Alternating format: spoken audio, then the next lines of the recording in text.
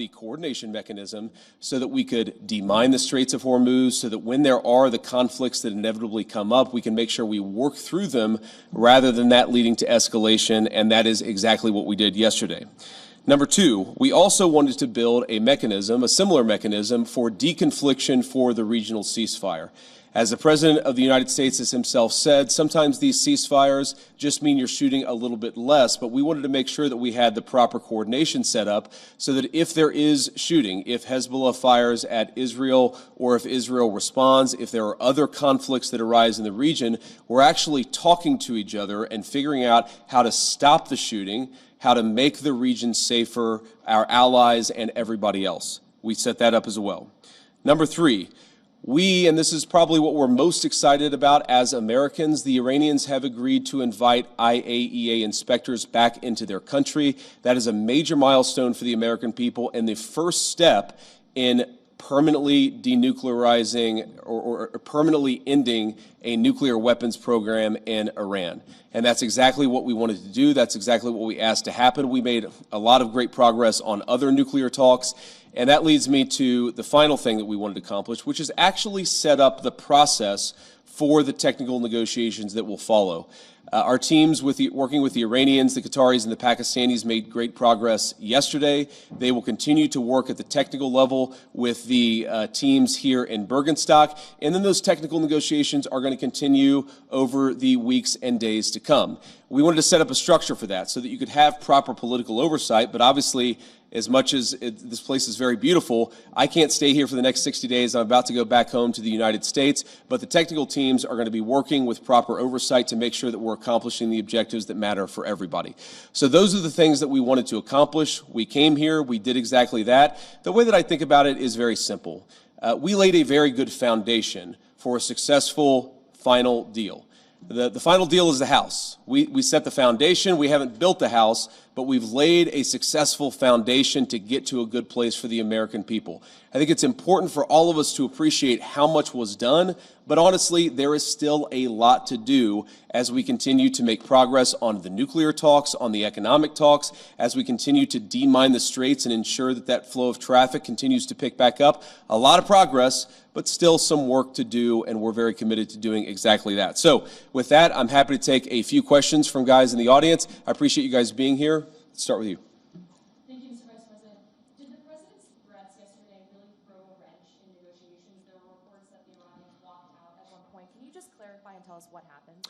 No, they didn't throw a wrench in the system. The thing with the Iranians, yes, they did threaten to walk out, or at least there were social media threats that they would walk out. But we were negotiating well past 1 in the morning yesterday, so they didn't walk out. And their technical team is still here in Bergenstock working with our technical team actually as we speak, though I imagine maybe some of them are taking a break to watch this news conference. But look, what we told the Iranians yesterday is, when you guys engage in what us millennials might call trash talk, you can't expect the President of the United States not to respond and not to correct the record.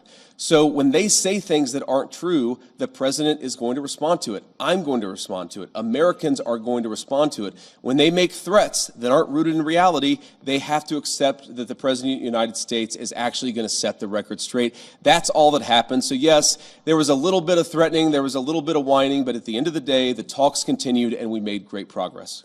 On the nuclear inspectors, when do you expect them to be welcomed into Iran? Is there a time frame that you guys are looking at? And also in terms of when we could see this entire conflict end, do you think this can end by the midterm elections?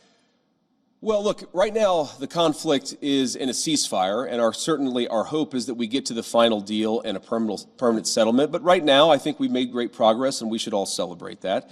In terms of when the nuclear inspectors are going to start, it's funny, we were trying to call some of the inspectors last night around 2 in the morning. As you can expect, not many people were answering their phone at 2 in the morning. I expect that will happen at the minimum this week, but we think even some of those conversations with the inspectors and with the IAEA could happen as soon as today. But I haven't checked in with our team since we made that 2 a.m. phone call to some of those inspectors. Sorry. Mr. Vice President. Thank you, Mr. Vice President. Did you, going in, expect the Iranians to make Lebanon as much of a linchpin as they ended up doing? And how would you describe the progress on Lebanon? I know Mr. Araghchi said it was very good progress, but what's your characterization of it? Yeah, I would describe it as very good progress, too. I mean, look, we want a regional ceasefire, right? We want Hezbollah to stop firing at our friends in Israel. We want Israelis to be able to live in peace. We also want to make sure that, when things happen, they don't spiral into a broader escalation. And so we've been, I think, very good at setting up what we're calling a deconfliction mechanism. But what it really is to say that when things happen, the sides are actually talking to one another. Sometimes, you've got a bit of a chicken and egg problem, that you've got a junior guy who fires a drone that didn't have approval from the high command. Okay, of course, Israel has to respond to that.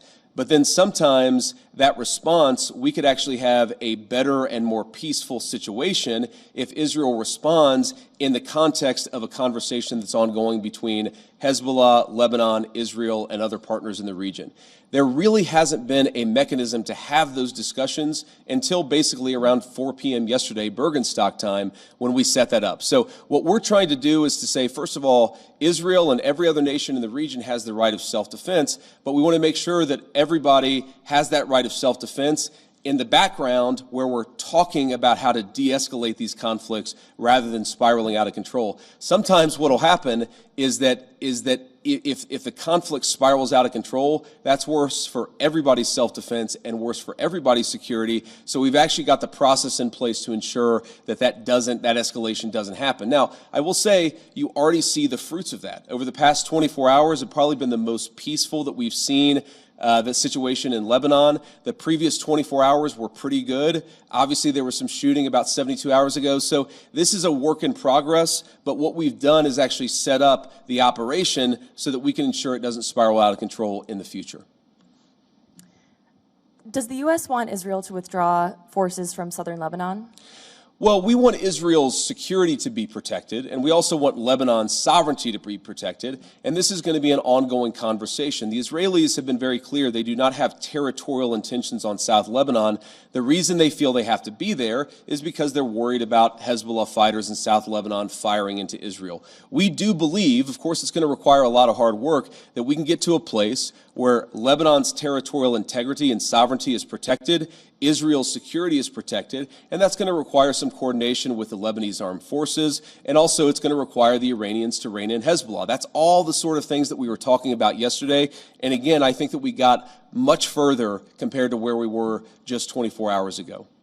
Have you spoken with Prime Minister Netanyahu during any of this process at all in the recent days? Yeah, we were in constant contact with the Israelis yesterday, but also, of course, with the Saudis and the Emiratis and others in the region. We talked to the Lebanese yesterday as well, so we're constantly trying to keep our regional friends updated about this. This is not a deal that the United States is imposing on the region.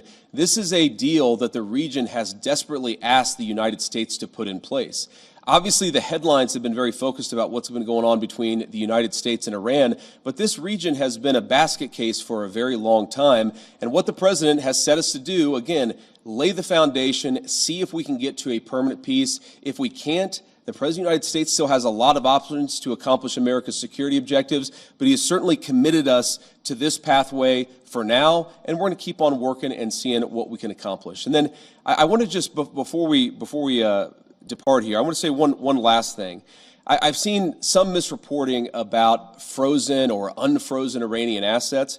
One of the other things that we wanted to do, and wasn't as high of a priority for us for obvious reasons, but we wanted to make sure that we set up a process where if we ever unfreeze Iranian assets, we can ensure that that money, that Iranian money, goes to help the people of Iran and not to fund terrorism. So Jared Kushner actually came up with a very interesting solution with the Qataris, where basically, again, if there is any frozen Iranian assets that are unfrozen, then we have approval over that process. The Qataris have approval over that process, and then the money would actually go to buy American soy, American corn, and American wheat for the benefit of the Iranian people. And as much as I see some of the press misreporting on this, and of course, buttressed by what the Iranians are saying, or not all Iranians, I want to be clear, there are a lot of Iranians who are telling the truth about what happened yesterday, but you see some social media reporting that gets this wrong. But fundamentally, what Jared and the Qataris and the entire team here in Bergenstock accomplished is, to me, a classic Trump deal, where if Iranian assets are ever unfrozen, they're going to go to make American farmers richer and to feed the Iranian people. That's a very, very good and very classic Trump deal that's great for our people, great for the people of Iran, and fundamentally, again, will contribute to this regional security architecture that we've built and that we're going to work very hard to ensure that it endures. So from Switzerland, thank you all for being here. I appreciate the questions and I appreciate the engagement. I'm looking forward to going back home, and we'll certainly keep everybody updated on what happens in the days and weeks to come. Thank you all. Mr. President, just very quickly on those frozen assets, have the Iranians agreed to those conditions?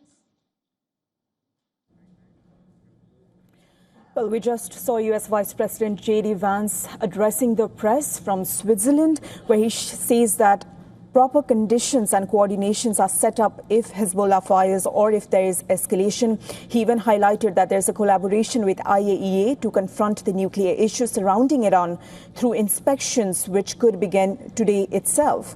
He has also shed light on the progress made in the recent talks before the technical talks eventually sweep in that will in fact address the core issues. Now, we also know that he says a lot of progress has been made, but still a lot of work to do. Said Iran made threats that were not based on reality and the US president had to respond to it.